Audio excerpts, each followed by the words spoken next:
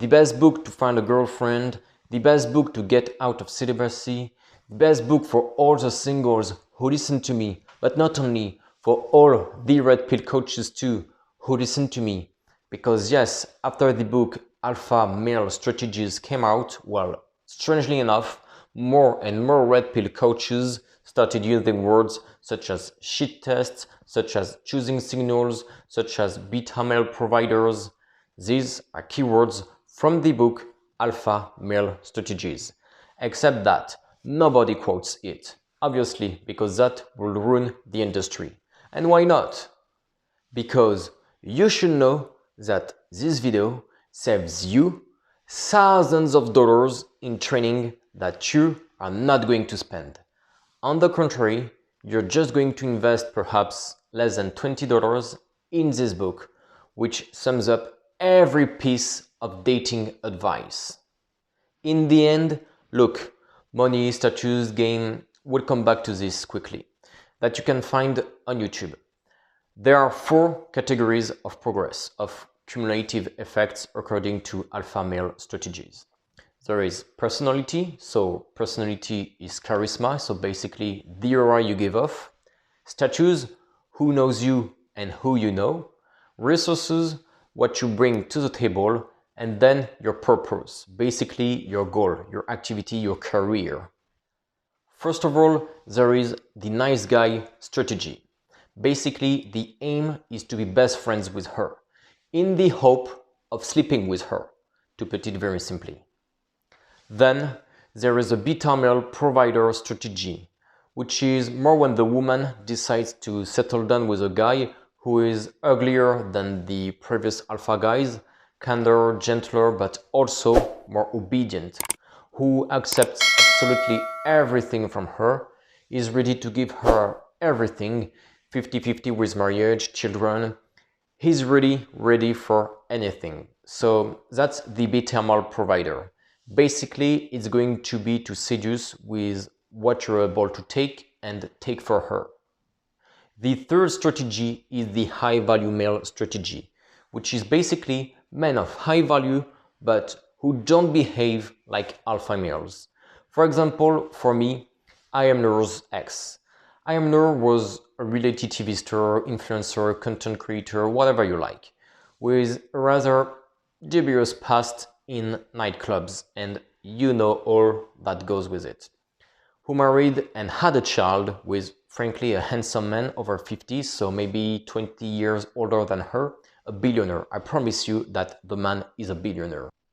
But in his behavior, he's not an alpha, because an alpha will never have married a woman with such a body count, with such loose morals, who has gone into reality TV, who has taken practically nude photos, who has done car washes with Nabila Benatia and so on.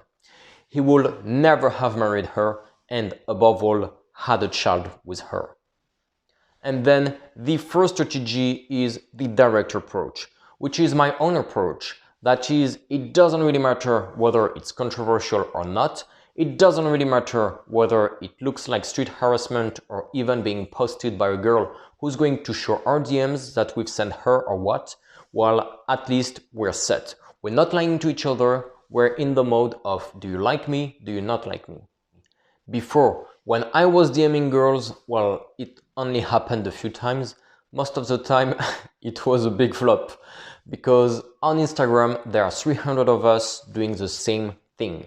You have to try your luck. And just like when I was catching up with girls on the street, you have to try your luck too. You have to talk to her. The girl is not interested. She's in a relationship or whatever you want. Just so you know, I've had the number of maybe 20 or 30 girls who were in relationships.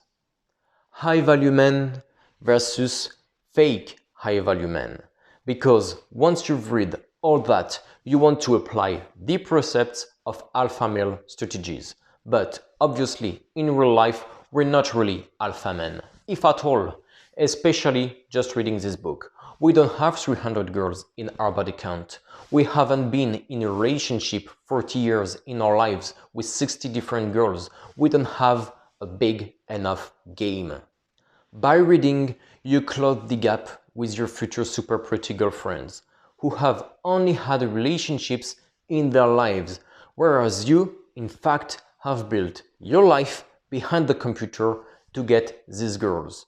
You are not there hitting on other girls. You can do both, whereas they can. They can sleep with lots of guys, lots of partners, and then choose to settle down. Unlike us, it's the feminine masculine double standard.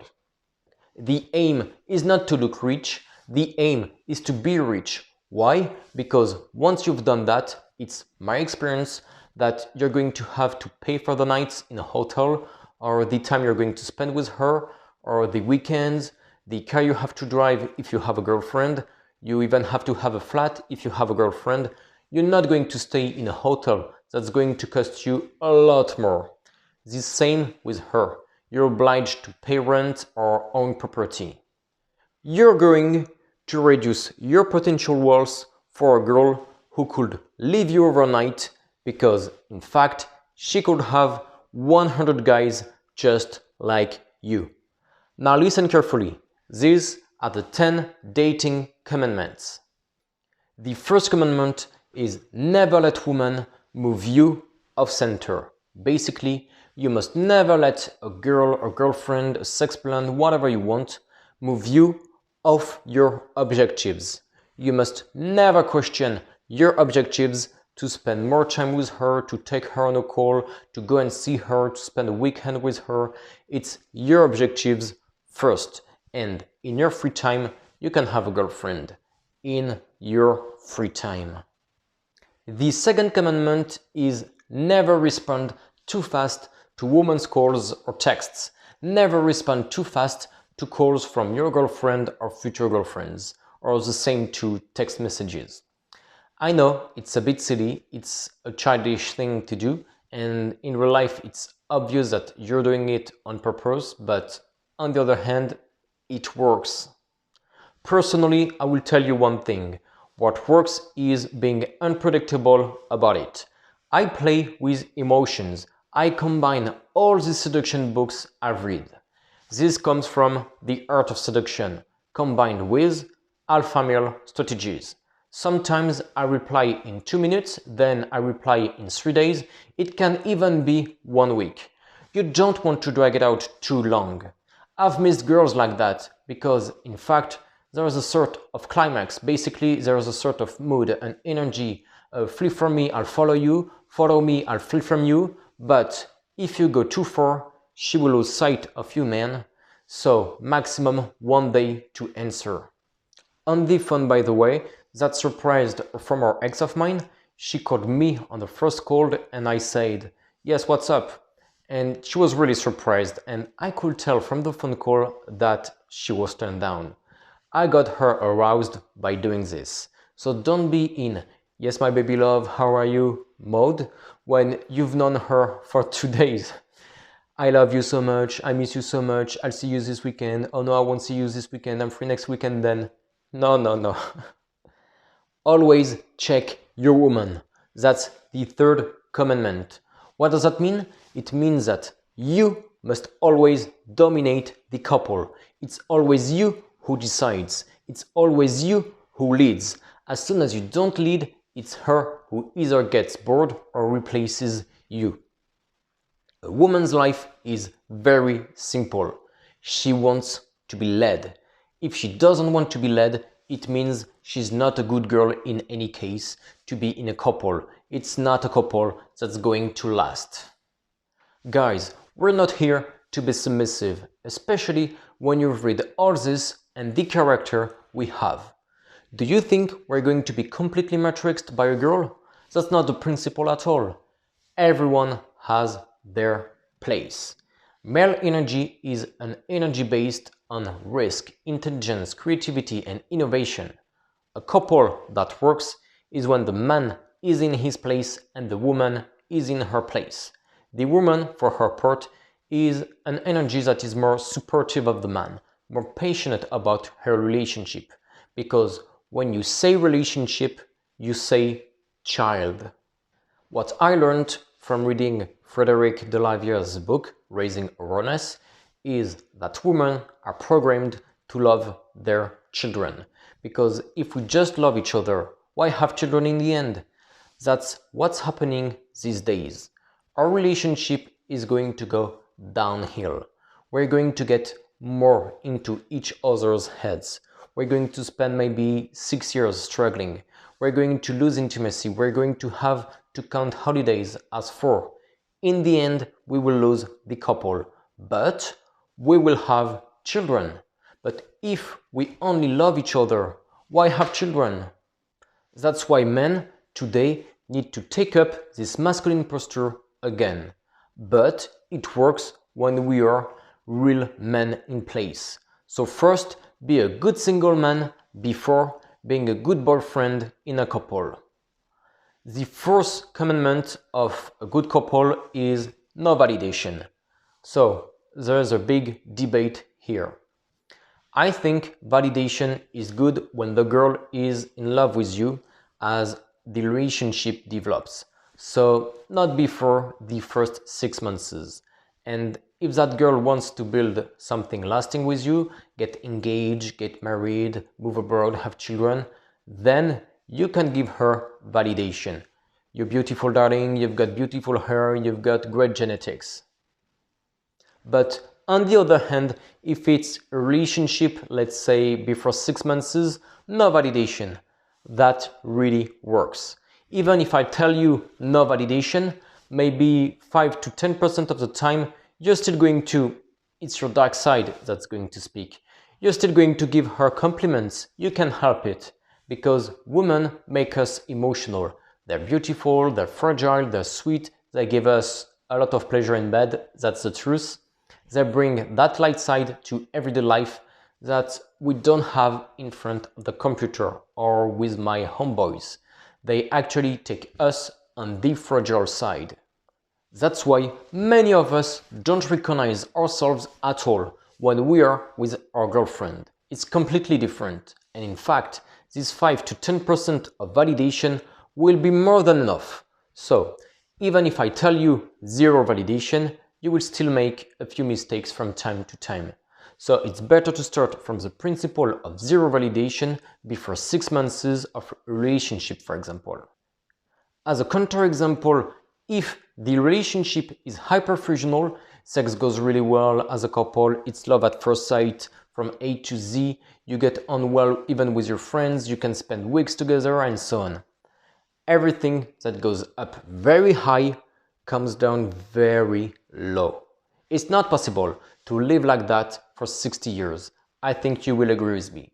So even then, despite this counterexample, don't validate, because if you do, you will go up too high, too fast, and then she will get bored, she will leave you.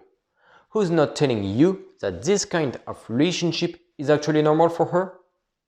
Fifth commandment of the couple is going to get people talking. It's no dates after the second date. So basically, no third date. There are a lot of girls who use guys to get drinks, to pay for restaurants. That's not really my version, okay? My version, on the other hand, the one I believe in, the one I've seen with my own eyes for years in street dating with maybe 500 girls, is that girls get bored in everyday life. Most of my exes, in fact, why they have had so many partners, it's true, more than 10 for me is still a lot of partners. Why? Because in fact, they're going to do what, man? They're going to do what? They're going to be watching Netflix for 10 years? Well, no. They can go out, they will have easy sex with super muscular, tattooed guys who also come up to them, make them laugh and bend over backwards for them.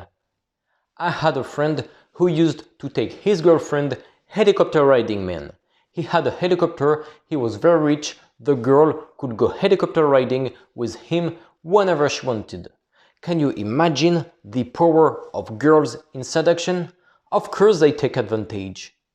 So don't fall for it. It's either you sleep with her before the third date, or in fact there is no third date, okay? It's very simple. We're not here to waste our time, and sometimes it's better to be a little more insistent as the dates go by, rather than the other way around and spend 2 years like that, okay? Promises only bind those who listen to them. So, if the girl is in love with you, sleep with her. Finished. You will thank yourself later. The sixth commandment for finding a good girlfriend from the Alpha Male Strategies book is keep your non-sexual attention to minimum. So the question that comes to mind is, what does non-sexual mean? Non-sexual, for example, is when you do face calls with her before you've slept with her. That's non-sexual. Because in fact, even if things are going really well, even if there is a great atmosphere, even if you pay each other compliments, in fact, you can kiss each other. So, in fact, all that is non-sexual. It has to be kept to a minimum. Little bonus, that's my experience. Limit your calls, man. Calls when you've been in a relationship for less than 6 months, you limit them to 10 minutes maximum. 10, 20, 30 minutes maximum. You've got work, you've got things to do, you're out. You can even lie about it. She's a liar too anyway. Girls, you know, as soon as you talk to them by message, I think everyone recognizes themselves here. It's like girls are Donald Trump, but as written in AMS, I can't remember which page, even Donald Trump, if it's interesting, has 10 minutes to himself. The seventh commandment of couple is nothing comes before your purpose. I've already said that, but she's going to respect the no even more. That's it. You put your foot down, and that's how she's going to be even more attracted to you. The eighth commandment of sex is never be a woman's friend. Why are you going to be a friend of a chick? Why are you going to be a friend of a girl, man? You don't care about being her friend. It makes no sense, no interest. Really, no interest. Most guys, frankly, have more of a sense of humor than girls. Most guys, frankly, these days anyway, my mates, they are more intelligent because they try much harder to work on things other than the looks. Unfortunately, girls are brought up to be pretty girls, in fact. From a very young age, they are told, you're beautiful, you're beautiful, you're beautiful. They are not necessarily going to work on their intelligence. And I'm the first victim of that, because it's hard to find girlfriends who read, who take care of themselves, who create online activities, who invest in crypto. I don't know any, for example. Girls with these three archetypes, I don't know any. The only case in which I can see myself being friends with a girl is if she's absolutely physically repulsive, and if she gives me as much as one of my friends who are guys. If she is funny, intelligent, has business ideas, we can do sport together and so on. And I think I've had one or maybe two at the most friends who are girls in my whole life. The ninth commandment for couples is keep your dates cheap. So what does that mean, keep your dates cheap? It means you stop spending tons and tons and tons to please her. You stop spending way too much time on Amazon trying to deliver clothes to her, trying to deliver products to her, trying to get her subscriptions for I don't know what, trying to bend over backwards, even if you have a lot of money. Even if she doesn't have a lot of money, keep your dates cheap. It's better to spend quality time with the girl. I remember an afternoon with an ex. I remember spending an afternoon with an ex-girlfriend in a park, going for a walk, sitting on a bench, just having a laugh. At the end, she said, "Thank you." She had stars in her eyes. She told me she would remember it for the rest of her life. And well, that's kind of funny. Of course, it doesn't work with every girl. But in any case, would you want to stay in a relationship with a preppy girl? Absolutely not. The 10th commandment of relationships is never ask a woman for a relationship. No, it's something that comes naturally. I will give you my technique. On the first date, I kiss her. and most of the time we will get closer. A little tip is not to kiss her at the end. That's going to look a bit insistent and perverse. It's better to kiss her at the climax. So basically, when the mood is really at its peak, then you can get closer and kiss her. One of my techniques, for example, is to start with a kiss on the cheek. She returns it to me. A kiss on the chin. She returns it to me. There you go, a few kisses all over the place. Then you kiss her next to the lips. I've already done it. It's really sexy. She does it too.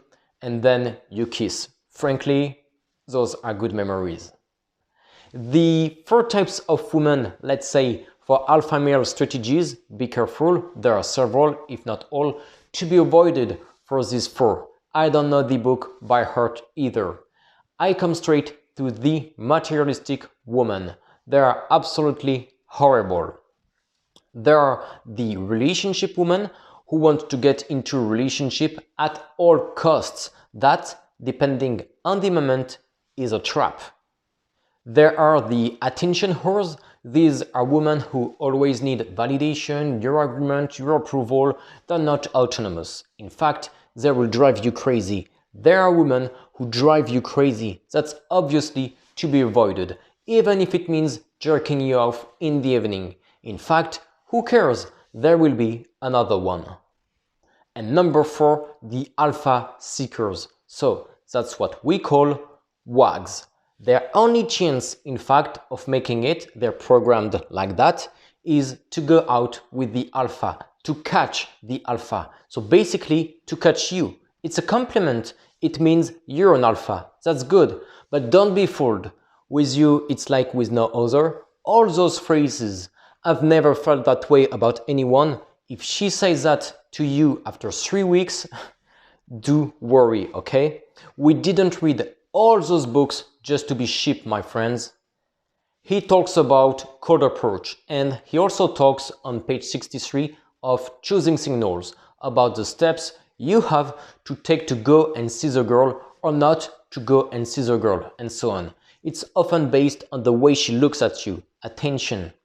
The girl, she will create situations where you're going to end up with just the 2 of you. Next, Alpha Male Strategies presents its Woman's Age Guide with 3 filters for women.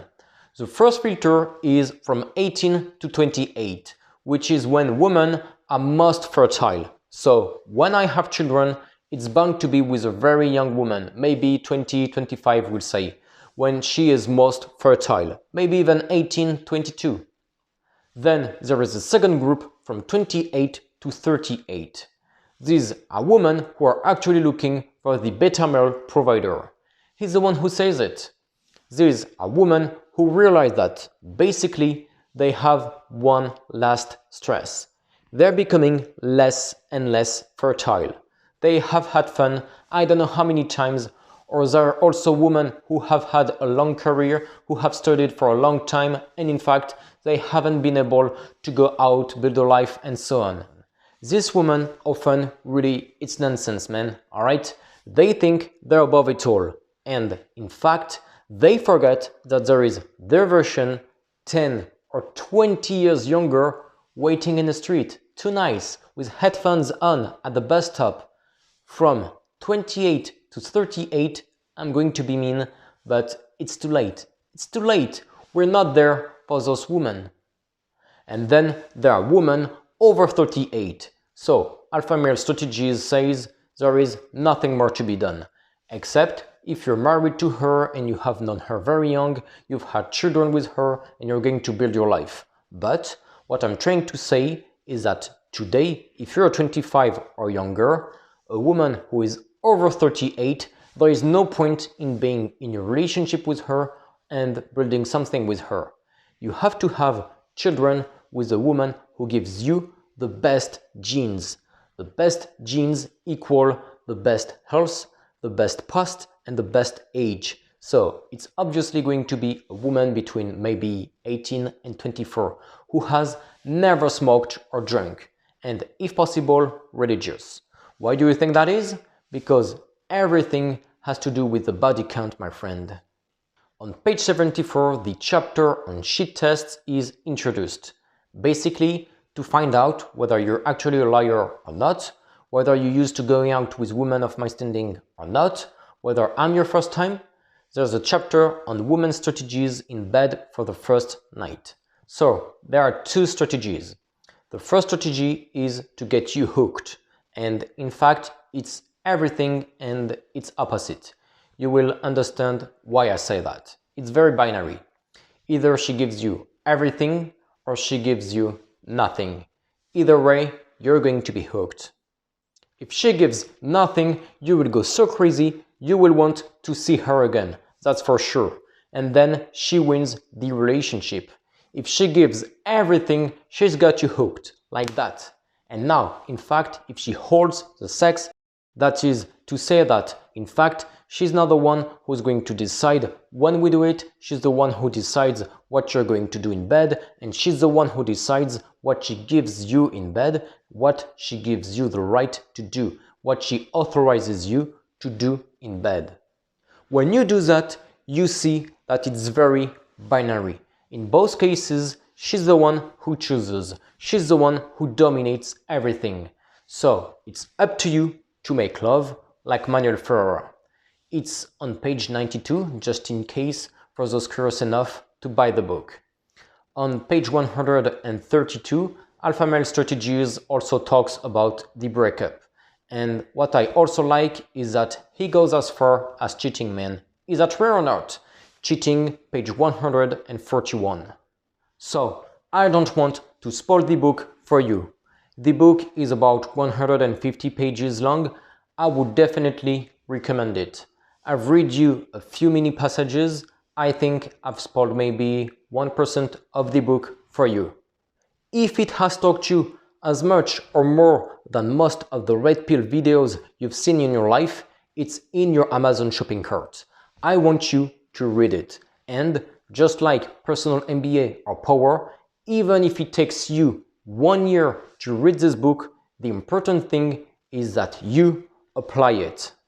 It's like How to Win Friends and Influence People. It's a book that even a 6-year-old could finish in 1 week. But only a professional will read it to the letter. Apply each chapter before moving on to the next.